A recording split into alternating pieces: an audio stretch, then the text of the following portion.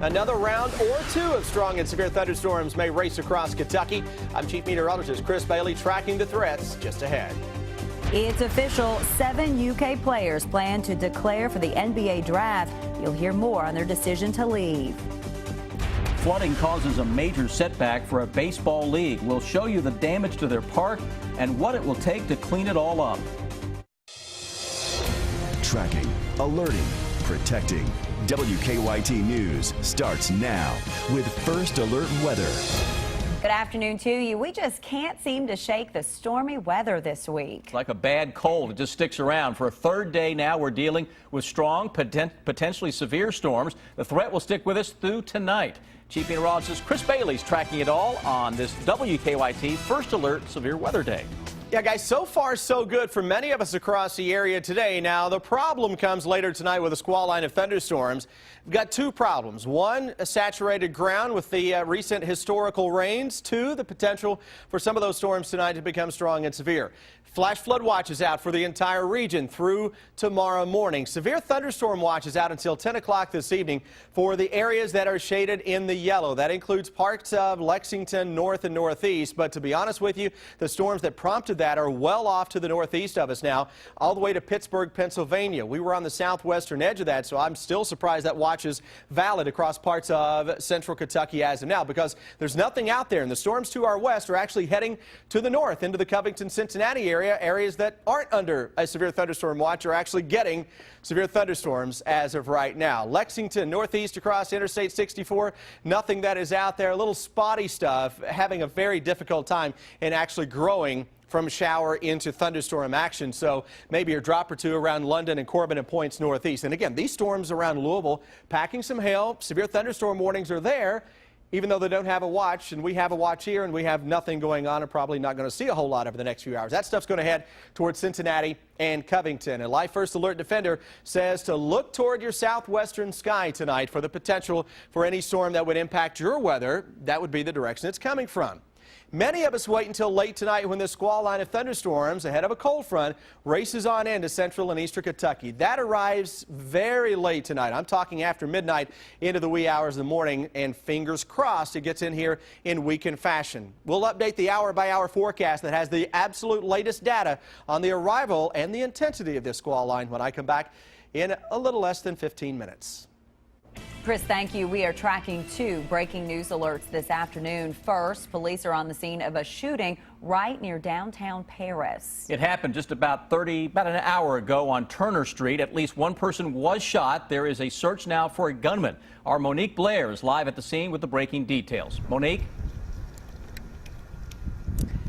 I'm out here at the Rucker Village apartment complex where police say right around 4:03 this afternoon they received a call for shots fired. Now, when police arrived on the scene here, they did find a man who was struck by a bullet that had grazed his ear. Police say he was treated on scene and that he will be fine. Police say this whole altercation started with a fight between a group of people inside one of these apartments, and then it spilled outside, and that's when police say the suspect shot at the victim. Police say the suspect then took off in a car, and police are now searching for that person. Now, police tell me both the victim and the suspect do live in these apartment buildings, but they are not releasing a description of what the suspect looks like or what his name is right now, because they are still taking witness accounts of exactly what happened. And we'll be sure to let you know as soon as we get that information.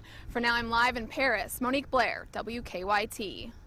And also breaking, the search for a second jail escapee is over. Authorities captured Dallas Trent in the woods in Powell County within the last half hour. State police say he and his cousin John Trent jumped out of a jail transport van in Lee County 2 weeks ago. John Trent was arrested in Powell County last night. We have a crew on the scene. We will bring you the latest on Dallas Trent's capture as we receive it. Their record season might be over, but the Wildcats are not done making history. Today, 7 players announced they're entering the NBA draft, making it the biggest exodus Coach John Calipari has ever had.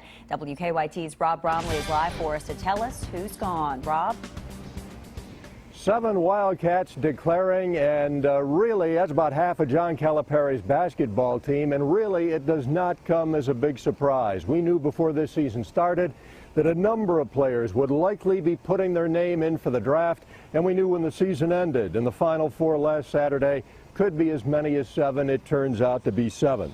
Willie Cauley-Stein spent 3 seasons as a Wildcat. Most didn't expect him to be around that long. Trey Lyles just 1 year. Both believe they are ready for the next level. Both talked about their decision this afternoon. It was really tough. You know, the bonds that I've built with a lot of the coaches and the teammates here, it's going to be hard to say goodbye to them, but I know that, this is just a step for me to reach my goals. I'm going in here so blind, I don't know. I really can't tell you what they're going to say. I don't know what, to prepare for. I just know that I have to get my mind and my body and my game right.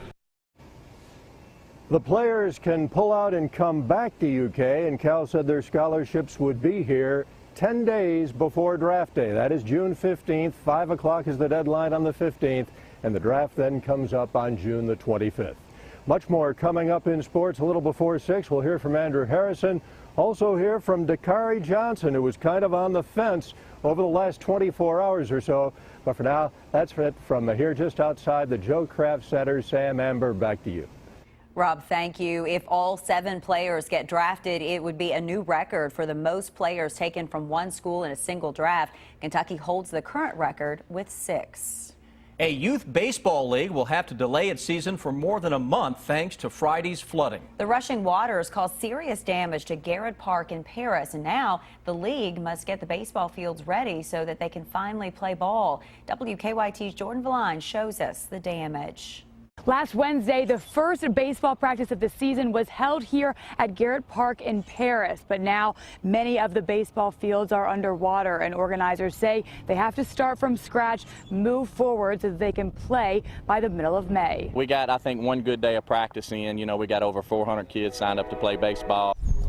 From the fences and the field. This park has flooded before. To the scoreboard and the bleachers. Some of it's salvageable, but unfortunately a lot of it is going to have to be trashed. Friday's flood washed away all the hard work put into the preseason preps. It destroyed things that it hadn't in the past, and I think it's just because it rained 6 inches in one day. That one day postponed the season for more than a month. The only option is to play here if we're going to play ball this summer. But this undertaking is a team effort. It's going to take a lot of man hours and a lot of work, but the good news is I got people calling me from all over the state wanting to get involved. To get the ball rolling, the director even set up a GoFundMe account to help raise money to repair the flooded field. In less than 8 hours, there was already $850 donated. So the way the community responds is always awesome in this town. Organizers say they'll be coming out here to the park with city officials on Monday as long as the weather holds up to start the renovation. In Paris, Jordan Valines, WKYT.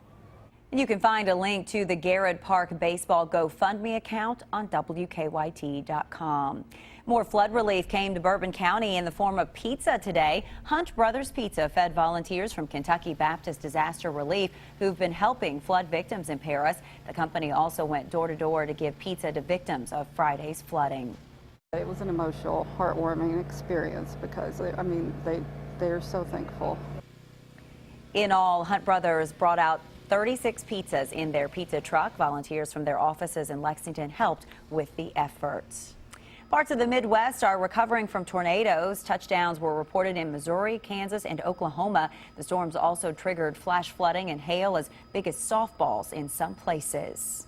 A fundraiser honoring a fallen officer, and it's getting underway this afternoon. Our county-by-county coverage begins in Jessamine County, where Brewer's Restaurant is raising money for the family of Nicholasville police officer Burke Rhodes.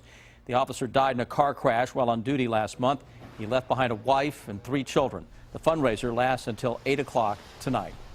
In Laurel County, deputies have arrested a man accused of attacking another man with a knife. Michael Feltz is charged with assault and alcohol intoxication. The sheriff's office says he caused a large cut to the left side of Daniel Boggs' face during the incident at Corbin Manor Apartments last night. Boggs was taken to UK Hospital for his injuries. Police say a burglar took his time with an early morning break-in. We'll show you the slow crime caught on video. How your child feels about school might have to do with their DNA, the role genetics could play in better living.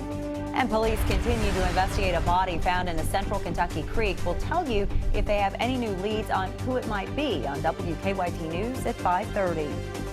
Pretty good looking live first alert defender for now, but after the break, I'm going to show you why a squall line of thunderstorms may impact your overnight plans, especially your sleeping plans. We'll detail the severe weather threat when I come back here in just a moment.